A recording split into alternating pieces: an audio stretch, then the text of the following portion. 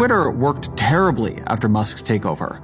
It had these frequent outages and bugs, but its outages are not a national scandal. When VA healthcare degrades, it is a national scandal. Most of what we're talking about here is a group text service at scale. Like, how many people are really needed for that, you know? What Trump wants you to see in all this activity is command.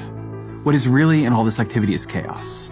They have convinced themselves that speed and force is a strategy unto itself, that it is, in a sense, a replacement for an actual strategy, for thinking and talking things through, for consultation, for planning things out. Don't believe them. I had a conversation a couple months ago with someone who knows how the federal government works about as well as anyone alive. And I asked him what would worry him most if he saw Trump doing it. And what he said was that he would worry most if Trump went slowly. If he began his term by doing things that made him more popular, that made his opposition weaker and more confused. If he worked by stealth, if he tried to build strength for the midterms while slowly expanding his powers and chipping away at the state in the places where it was weakest, where people couldn't really see him doing it. But Trump didn't do any of that. Instead, muzzle velocity.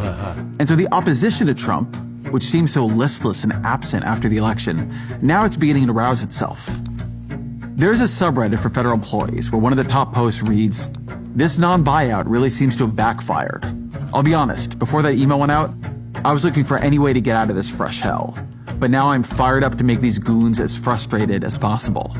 As I write this, it's been upvoted more than 39,000 times, and civil servant after civil servant is echoing the initial sentiment.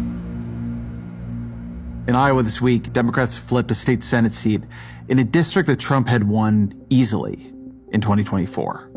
The attempted spending freeze gave Democrats their voice back as they zeroed in on the popular programs Trump had imperiled.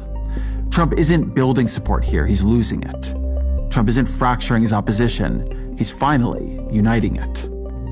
This is the weakness of the strategy that Bannon proposed and that Trump is following. It is a strategy that forces you into overreach. To keep the zone flooded, you have to keep acting. You have to keep moving. You have to keep creating new cycles of outrage or fear to keep the media and the opposition overwhelmed.